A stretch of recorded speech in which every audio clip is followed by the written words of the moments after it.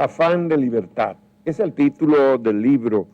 Es una especie, una mezcla de autobiografía y de historia política de medio siglo de Rafael Gamundi Cordero, mejor conocido como Rafa Gamundi, luchador político desde los años 50, se asiló en Venezuela y se incorporó a las luchas antitrujillistas desde el año 1958-59.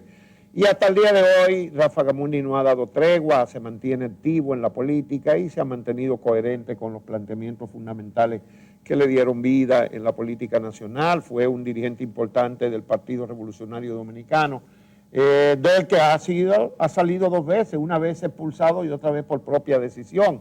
Pero eso es parte de una historia. Este libro, este grueso volumen que puso en circulación recientemente, bajo el subtítulo de Vivencia de un incansable luchador revolucionario. Rafa, dinos, ¿qué es lo que tú pretendes con este libro? En primer lugar, quiero saludar al pueblo dominicano a través de este programa y decir que me siento orgulloso de estar contigo. Muchas gracias, Rafa, muchas gracias.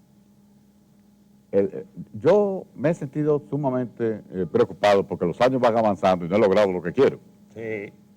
Y siempre recuerdo que en el 1961, cuando fundamos el PRD, ya decía Francisco Gómez Estrella, un gran líder de La Vega. De La Vega como tú, que eres de La Vega. De La Vega también, sí. Pero él era el líder. Yo era el jefe de los activistas y él era el líder del partido. Ajá. Entonces él decía, las ideas de Rafa se van a ver en el 2000. Como Decía decir él. que nunca. Ajá. Y ya estaba en el 2014. Y estaba en el 2014. Y no se ha visto todavía. Porque tú eras medio izquierdoso desde el principio. Sí, vine de Venezuela ya conociendo una serie de posiciones revolucionarias, sí, que me gustaron y entendía que era la necesaria para mi país poder progresar, desarrollarse, crear un Estado diferente al que tenemos. Sí. Porque siempre he dicho que el Estado es el fundamento de lo que ocurre en una nación en un momento determinado. Y cualquier tipo de gobierno que tú instales con el mismo Estado te va a producir los mismos efectos. Entonces el Estado hay que reformarlo, hay que transformarlo. Y hay que crear entonces gobiernos, como decía el doctor José Francisco Peña Gómez, gobiernos compartidos, que involucre a toda la sociedad, a todos los estamentos, no importa la edad y el sexo, para que podamos construir una República Dominicana como la soñaron nuestros padres de la patria y los grandes luchadores. Pero esto ya no es un manifiesto político de lo que tú has hecho, tú has contado una historia, básicamente, ¿verdad? Sí, así es. Pero que de esa historia tú reafirmas tus principios o tus manifiestos políticos. Pero, correcto. ¿Qué tú aportas en este libro? En ese libro yo aporto crear el interés en la juventud, crear el interés en los que somos dominicanos y dominicanos, no importa también la edad, porque siempre se habla de la juventud. Yo creo que todos los dominicanos estamos en la obligación de hacer una misma cosa, que es construir una nación diferente a la que tenemos ahora. Entonces yo pretendo, con el ejemplo de hombres como Manuel Aurelio Tavares Justo, como Francisco Alberto Camaño y como José Francisco Peña Gómez, como el ejemplo de obras de esa naturaleza y otros, demostrar que es posible la creación de una nación diferente. Y también los obstáculos que hemos tenido por los errores y por la traición que han impedido que llevemos a cabo ese sueño. Yo creo que los dominicanos somos de una madera firme. Yo no creo que somos sinvergüenza, como siempre se dice, no. Yo creo que los dominicanos somos elementos de una gran firmeza moral, con una historia extraordinaria, independientemente de que entonces los dirigentes, en un momento determinado, se acobardan, no cumplen con su misión histórica, engañan al pueblo, llegan al poder con programas excelentes. Por ejemplo, nosotros mismos en el PRD, llegamos en el 1962 y ejercimos 7 meses de gobierno con un programa excelente y no se cumplió nada. Se dice que 7 meses son muy pocos, no, yo creo que son muchos, para darle inicio a una jornada de esa naturaleza. Bueno, era un periodo de transición también muy difícil, estábamos en plena Guerra Fría, la República Dominicana pagó como nadie el precio de la Revolución Cubana porque estábamos aquí en el vecindario. Estados Unidos tenía un verdadero, casi un fideicomiso. No, pero déjate decir algo. En esos años en la República Dominicana galdeaba cada decisión y dirigía cada política en el país. También. Pero era muy difícil. Sí, era difícil. Pero también hay que saber, el propio profesor Bo, conociendo esas dificultades, cuando fue a los Estados Unidos y se entrevistó con Kennedy, lo felicitó por el bloqueo a Cuba. No. Pero léelo. Tú lo pero claro que sí, en lo desclasificado de la biblioteca de Kennedy está eso. Bueno, tú tuviste muchas contradicciones con Bosch, pero antes de que nos metamos ahí, porque vamos a tocar un capítulo particular de tu vida política que tiene que ver con Juan Bosch. ¿Cómo fue que tú te iniciaste? ¿Tú saliste de aquí? ¿En qué año? ¿Te fuiste al exilio? Sí, yo... Así una síntesis rápida. Sí, no, yo salí al exilio con el auxilio de Teléfono Calderón. Realmente supongo que era 17, 18 años. 18 tenía, porque yo estaba en el cuarto teórico de la normal. Y allá, en principio, no tenía conocimiento ni siquiera de los dominicanos que estaban allí. Con el tiempo fui lográndolo. Pero en esa primera parte del exilio, fue a buscarme Armando Cordero, mi tío. Y me dijo que yo tenía garantía de que no iba a pasar nada. Sin embargo, cuando yo llego aquí, yo tenía muy buenas relaciones. ¿Y te trajo desde La Vega? No, me trae de Venezuela. Me fue a buscar. Ya, después de tu... Él me va a buscar, me lleva nuevamente, me trae. Entonces yo en La Vega tenía muy buenas relaciones con los antitrujillistas, con la familia de Juancito Rodríguez, especialmente. ¿Ya eso viene siendo en qué año entonces? Bueno, viene siendo antes, la última vez que yo me fui fue en el 57, como te digo, fue rápido que me fui. Yo vine y entonces yo era muy amigo de don Perfecto López. ¿Tuviste poco tiempo aquí otra vez? Poco tiempo, nueva vez. ¿Meses? Meses, porque llega don Perfecto López y la familia de Juancito Rodríguez, Mauro, su hijo y compañía, vivían entonces oyendo las emisoras de fuera. Y nosotros sentíamos que estaban los cepillos, como les decían. Sí, no, los calieses vigilando. Y yo me fui. Bueno, te fuiste y te incorporaste a la lucha antitrujillista. Inmediatamente. ¿En qué año empezaste? Me incorporé entonces al Ejército de Liberación Dominicana en el 59. Eso fue uno de los movimientos que se crearon para venir a luchar contra la ¿Cómo no viniste entonces? Te voy a contar ahora. Nosotros hicimos eso versión PRD. Porque ya yo era hombre del PRD, de Ángel Miolán y Pablo Silva. ¿Eso fue en Caracas? En Maracaibo estábamos ya en ese momento, porque el ejército se desarrolló en un sitio que le llaman la Sierra de Perijá, que es una cuestión de indio, una selva. Sí. Y entonces allí es que yo realmente eso, mis actividades, nos preparamos, los que estábamos allí como militares, para venir entonces a invadir. ¿Por qué no vinimos? Porque... digo cuando el desembarco del 14 de, por 19 de junio. Del 59, ¿por qué no vinimos? No vinieron. No vinimos porque entre Enrique Jiménez Moya y el profesor Bosch se produjo un encontronazo. Sí. Y Enrique Jiménez Moya era el jefe del Ejército de Liberación Dominicana, versión Castro. Que había sido enviado por Fidel Castro como versión jefe. de los que tuvieron en Cuba, porque él tuvo en la Sierra Maestra. Él era capitán, ¿no? En la Sierra Maestra. Por eso. Y entonces cuando allí lo apoya el Movimiento de Liberación Dominicana de otras tendencias que no eran el PRD, y eran enemigos de Bosch y enemigos del PRD. Entonces en esa discusión que se produce, el profesor Bosch se incomodó y se rompieron las relaciones entre ellos. Y por eso fue que ustedes, ¿y tú qué cargo tenías en el Ejército de Liberación Nacional? Sí, yo era jefe. ¿El jefe? El jefe. Pero con esa edad. Como porque nada más teníamos, los dominicanos éramos pocos, la mayoría también era gente indígena de la región y otros de Nicaragua. Tú estabas a los 20 años, 21. Sí, menos de 20 años. Yo siempre fui un hombre de mucho carácter, un joven.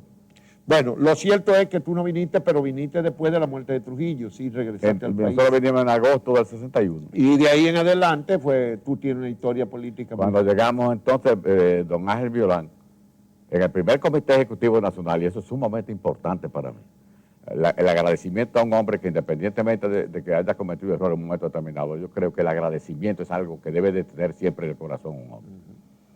Bueno, pero tú fuiste relevante, tú fuiste secretario nacional de organización del PRD en años duros. Desde el 62, del 63. Del 63. Porque precisamente el primer comité... Cuando el gobierno del profesor Juan Bosch, tú no tuviste cargo público. Nunca he tenido. Tú tuviste en el partido. Nunca he tenido, fui diputado. Ajá. Simplemente. ¿En ese periodo fuiste diputado? No, digo, he sido diputado. Después. Nunca he tenido después cargo en el gobierno. Nunca. Pero que en ese momento, cuando el profesor Bosch, Ángel Violán y Antonio Guzmán nos envían a Puerto Plata a conquistar a un joven que se llamaba Jacobo Masluta, que era el administrador de la chocolatera Sánchez y era hombre de Ramfis. Eso era en el 62. Estamos hablando del 61. 61. Ya yo era jefe de los activistas en el Cibao desde agosto. Desde el 61. Porque el primero era Stormy Reynoso, que estaba en Santiago, y yo soy quien sustituyo a Stormy, que lo envían entonces a San Francisco de Macorís. Logramos con Jacobo Magluta conquistarlo. Bueno, pero ustedes hicieron todo un trabajo político, constituyeron un gran partido en esa época, pasaron por el proceso de la revolución. ¿Qué experiencia significó la revolución constitucionalista para ti? Primero, el golpe de Estado fue una gran frustración, ¿verdad? Claro, cuando el golpe de Estado, pero el pueblo estaba frustrado también con Bueno, el gobierno. pueblo no, Oye bien, el gobierno, independientemente de que fue el gobierno más honesto que ha tenido el país en todos los tiempos, sí, claro, así es. honrado, ahí no hubo corrupción. Pero el pueblo estaba esperando la vía de la libertad. Con tiempo o sin tiempo, estaba esperando la reforma agraria, pero al mismo tiempo se sentía incómodo porque el gobierno había enfrentado a los maestros, a FENAMA, la había destruido, y a FENEPIA, Los empleados públicos. y a la huelga de Jaina, y a la huelga de la Romana. Bueno, el gobierno se quedó sin base, porque el gobierno del profesor Juan Bosch se peleó con los sindicatos de maestros, con los empleados, con el sindicato de empleados públicos, se distanció de la central de trabajadores de la época, Y estaban las se distanció de la base de su propio partido. Claro, estaban las manifestaciones supuestamente cristianas. Se dejó comer. Y una serie de ataques contra el gobierno, y nosotros le decíamos al profesor que queríamos combatir, que queríamos enfrentar con movilizaciones también a esos señores. Y él dijo que no, que el PRD ya era que convertirse en escuela, que el gobierno no necesitaba apoyo de nadie, respaldo de nadie. Tú pasaste por la revolución constitucionalista y ahí ejerciste como, tú tenías una vocación militar. Yo fui comandante. Tú fuiste comandante en el exilio. El primero, no, por aquí también. Y aquí en el 65. El primer comandante, los primeros fuimos Domingo de la Mota y yo. Porque la gente está equivocada, mucha gente, que por eso es importante también los libros, que habla de Ciudad Nueva cuando se forma el primer comando. No. El primer comando realmente se formó, salió del mismo campamento 16 de agosto, el mismo día, el mismo 24 de abril, comandado por Domingo de la Mota y por Rafa Gamundi Cordero, que ya teníamos dos comandos en ese sentido en La Vega, porque estábamos preparando ya, desde el primer momento del golpe de Estado, comenzamos a trabajar para derrocar al triunvirato. Sí. Y tú a lo largo de la revolución, pues reafirmaste esa vena medio militarista que tú tenías. Sí, no, cuando nosotros vinimos al campamento, 16 de agosto, el que tenía los contactos con los militares, fundamentalmente con ese sector, era Molina Oreña y José Francisco Peña Gómez. Cuando nosotros llegamos y ingresamos, que no podía entrar nadie, pero amiguitos lo conocían, a mí no, porque yo siempre tenía problemas con el ejército y la cosa, pero conocían a amiguitos y nos dejaron entrar al campamento. Y las masas estaban en la calle pidiendo armas y estaba interrumpido el tránsito. Sí. Y entonces cuando entramos allá, inmediatamente yo digo, ¿quién es el jefe aquí? Nos dice, ayer aquel que está allá era Hernando Ramírez. Miguel Ángel Hernando Ramírez, yo no lo conocía, estaba sentado mirando con anteojos hacia afuera, y cuando él me siente que yo llego donde él, me dice, esto aquí es indefendible, pero él no sabe que soy yo. Digo yo, bueno, pero habría que pelear. Yo quiero que usted me entregue unas armas que yo tengo aquí. Si usted tiene armas aquí, Dios, sí, yo tengo armas. ¿Y quién la trajo? Dios, yo no le puedo decir. Entonces no, usted no puede tener armas. Y además los civiles no deben de tener armas. Vayan a movilizar a la masa frente a Palacio, que la cuestión de militares eso es de nosotros. Pero no, porque las armas son mías. ¿Y esa arma era tuya? Sí, era mía. ¿Y cuándo Una lo parte había me la dio llevado? Mamellón. 3 fusiles me la dio el contraalmirante de Jaraburgo. Pero ¿y cuándo tú habías llevado esas armas a ese campamento? Bueno, pues esa la metió un militar de lo de nosotros. Para guardarla dentro. Para guardarlas allá. Bueno. Porque yo vengo, primero, el golpe era el 8 de enero, Sí. no el 24. El 24 fue fortuito, pero el 8, ¿El 8 de enero o enero. de abril? ¿Eh? No, de abril. el 8 de enero. De enero, empezando el año. Sí, del 60, ahí de 65. Bueno, tú pasas la revolución constitucionalista y todo eso tú lo cuentas Sí, en claro. tu libro. Y después viene un periodo duro de la resistencia a la invasión de Estados Unidos y de los primeros años de Balaguer. A usted le tocó ese periodo. Ahí es que tú eres secretario nacional de organización del PRD ya. ¿verdad? Yo fui secretario nacional de organización desde el 63, porque lo primero es que cuando se va a formar el primer Comité Ejecutivo Nacional del PRD, fue el 20 de octubre de 1962. Y ahí en ese primer Comité Ejecutivo Nacional se escoge al profesor Juan Bosch, candidato presidencial de la República, y a Buenaventura Sánchez Félix de vicepresidente, que luego hubo que revocarlo porque el profesor se negó a aceptar a Buenaventura. A Buenaventura, hubo que hacer otra convención. Pero esa convención se hacía colocando a 2 personas en competencia. Y una cuestión muy fina era que primero había que ir a firmar antes de votar. O sea que... Y entonces, cuando venimos ya, Juan Bosch, presidente, ok, para el partido, Ángel Miolán, presidente del partido, unanimidad. Washington de Peña, secretario general, casi a unanimidad. Jacobo Masluta, secretario nacional de organización, por instrucción de Juan Bosch. Entonces venimos así, hasta que llegamos entonces a Relaciones Públicas, en competencia Napoleón Núñez y yo. Entonces yo digo, no, yo no puedo competir con Napoleón, porque él tiene más experiencia que yo en esas cuestiones y además tiene más mérito, porque viene de conspirar en la voz dominicana. Y lo eligieron a él. Entonces tú no fuiste secretario de la organización. No, me quedo fuera. Entonces ahí es que dice Violán, ya, pero ya ha pasado todo, ya se han llenado todos los cargos. Rafa no se puede quedar fuera. Y me nombra entonces secretario nacional de Asuntos Especiales. Bueno, pero tú pasaste, después de la revolución, sí, tú eras secretario ahí mismo. De organización. No, ahí mismo, porque es que entonces el profesor Bosch nombra a Jacobo Masluta ministro de Finanzas. Ahí tú pasas. Y era incompatible los 2 cargos. Bien. Yo paso a ser secretario nacional. Pero te tocó con Peña Gómez y muchos otros el periodo post-intervención y Bosch se va del país a España a vivir en Benidorm. Ese periodo, tú lo abordas en tu libro, ese periodo tan difícil del PRD y de todo lo que tuvieron en la revolución constitucionalista. Sí, claro. ¿Alguna vez te tocó de cerca la muerte? Muchas veces. ¿Te tocó de cerca? Muchas veces. Tú tuviste muchas veces oculto y saltando de un lado muchas veces preso también. Ah, ¿tuviste preso? Sí, claro. Inclusive en el hoyo de la Fortaleza Osama, que hay un hoyo ahí, que es el hoyo de la muerte. Sí. De ahí entonces desnudaban a uno y lo metían en el hoyo. Pero a mí me sacaron del hoyo al otro día o a los 2 días.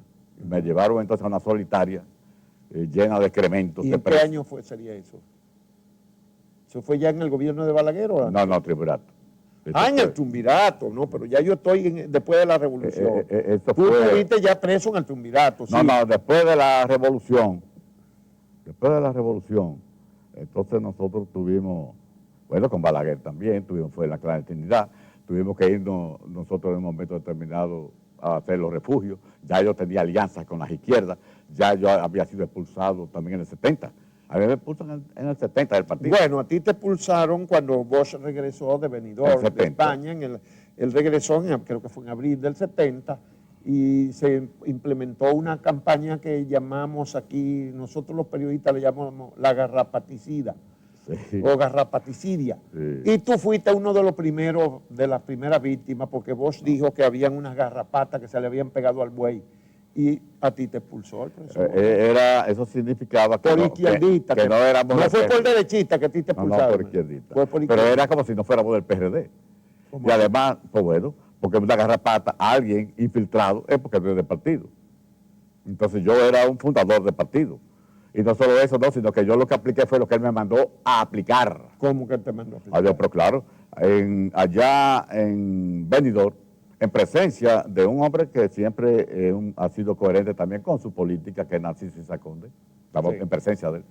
Allá nos presenta la dictadura con respaldo popular. ¿Se reunieron ustedes con Bosch en Benidorm? Sí, en Benidorm. Narciso y tú. Sí. No que nos reunimos, coincidimos. ¿En el 69 sería eso? Eso fue en el 68. La dictadura con respaldo popular, sí, 68. Fue en el 68. Bueno, ok. Entonces, allá él me dice, Rafa, para implantar la dictadura con respaldo popular, esto que está aquí, que quiero que ustedes la lean, hay que salir de la derecha del partido. Hay que buscar la manera de salir de Antonio Guzmán, de José Delio Guzmán, de Fernández Mármol, de José Delio, y de Cundo Gil Morales y de Rafael Lenqui. Porque eso era lo que él entendía que era la derecha. Y eran los sectores más conservadores. Sí, ciertamente lo era. Ciertamente. Entonces dice, con ellos en el dirigente del partido no se puede aplicar la dictadura con respaldo popular. Y entonces me dice, y hay que aplicar 4 líneas. Lucha activa contra el imperialismo yanqui o pentagonismo. lucha activa contra la farsa electoral, los electoreros son traidores.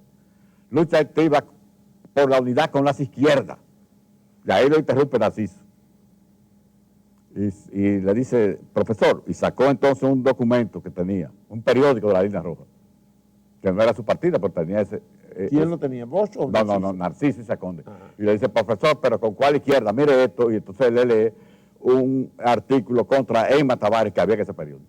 Entonces el profesor dijo que no, que con ellos no quería nada, y le pregunta a Narciso que cuántos miembros tiene su partido. Narciso dice, mi partido tiene pocos miembros, pero tiene unos 70 cuadros formidables, bien preparados para cualquier cosa.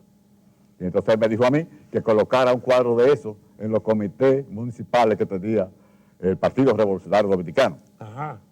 O sea que él te mandó a izquierdizar el PRD, a infiltrar y correcto. Y después te pulsó en el 70, a ti te pulsó como una garrapata. A mí me se le había pegado al buey en la ausencia de él, porque él se había ido después en el 66, a principios del 66 fue que él se fue. Y está hablando de vuelve 4 años después y entonces tú eras de las garrapatas. Yo era así, me siento honrado con haber sido el jefe de las garrapatas. Pero claro, porque entonces ya él había expulsado una gran cantidad de dirigentes y envían entonces un comunicado a cada municipio del partido que el que me recibiera a mí era expulsado inmediatamente y suspendieron organismos enteros, comités enteros. Pero por izquierdista. Porque se juntaban conmigo. O no era por izquierdista. Pero iba a evolucionar después, porque hubo unos saltos en el profesor Juan Bosch. De soltarte a infiltrar izquierdista en el partido, después te acusa izquierdista, y él se coloca en el centro. Y después, poco después, él termina acusando a los demás en el 73 y yéndose del partido por derechistas. Correcto, correcto. Así fue. Entonces quiere decir que yo hubiera estado allí con él cuando la expulsión. ¿Y tú estuviste entre los derechistas en el 73? Nunca con los derechistas. Pero tú ya no estabas en el PRD en el 73. No, el 73, yo entro en el 73 otra vez. Ah, tú vuelves. Porque Peña Gómez me llama entonces en la mañana. O sea que tú entonces te volviste con lo que según vos era en la derecha. No, con Peña Gómez. Por eso. Peña Gómez era de la derecha en ese momento. Peña Gómez era un hombre. Según Juan Bosch. No, Peña Gómez mantenía un equilibrio formidable dentro de todos los sectores del partido. Sí. Y entendía que la unificación de todos a través de organismos especiales podríamos transformar a la República Dominicana. Era un hombre especial. Bueno, Peña era un maestro del amarre político. Sí. Él, de esas dimensiones no se ha conocido suficientemente. Bueno, por eso fue que pudo hacerse la revolución constitucionalista, porque él era el ejecutivo que amarraba. El maestro de esa revolución se llama José Francisco Peña Gómez. Bueno, y nosotros muchísimas veces en la casa de tu madre allá nos reunimos también, en muchísimas ocasiones. Allá, en tu casa, porque tú eres todavía joven. No, yo era muchacho. Bueno, eras un muchacho, yo todavía eres joven porque está dinámico, tiene vigor, tiene esperanzas, y toda que tiene esperanza está joven todavía. Bueno, pero eso es lo que tú cuentas en tu libro, la última fase es la que termina un poco triste, porque tú te volviste al PRD con Peña en el 73 y pasaste todo ese periodo, fueron al gobierno, tú no ejerciste cargo. ¿En qué año fue que tú fuiste diputado? ¿No fue durante el periodo? No, 98. 98, ya viejo. Por eso, ya no fue en el periodo en que fueron, estuvieron en el gobierno y tú no ejerciste ningún cargo. No, yo fui en el 98. O sea que tú te tuvieron siempre como un izquierdista que había que tener ahí bajo la sombra en el PRD. Pero siempre estuvo bajo el mando del doctor José Francisco Peña Gómez. Porque déjate decir algo. Sí. Cuando yo vengo con esas instrucciones del doctor Peña Gómez, de Juan Bosch, que bueno, me sentía muy bien. Yo se la comuniqué inmediatamente a José Francisco Peña Gómez. Sí. Y él llama a una reunión de Ofelia Cáceres. Y llama entonces a altos dirigentes, sobre todo de la juventud y de la universidad y del PRD, para que tratáramos sobre ese asunto. Y llamó, ahí recuerdo que nos reunimos Rafael Alburquerque Cabral, Franklin Almeida Rancière, Antonio Abreu, Tonito, y yo, y Winston Andón. Nos reunimos allá y Peña Gómez ahí dijo, bueno, Rafa, ya viene la sexta convención, que está cerca. Y dice, Rafa, eso no se puede aplicar. Porque si aplicamos la separación de esas figuras, que ciertamente eran honorables en este país, son honorables a pesar de muerte, nosotros no tenemos defensa frente al gobierno que nos acusa de comunistas. Y al mismo tiempo, si colocamos un cuadro de izquierda de eso, colocados en los organismos del partido, nos quita del partido. ¿Quién era que decía? Me dijo Peña Gómez. Nos dijo Peña Gómez. Bueno, Rafa, tú estás en la etapa final de la vida política, por lo menos en los últimos años. Te fuiste entonces del PRD, renunciaste con el gobierno de Hipólito Mejía cuando se lanzó a la reelección.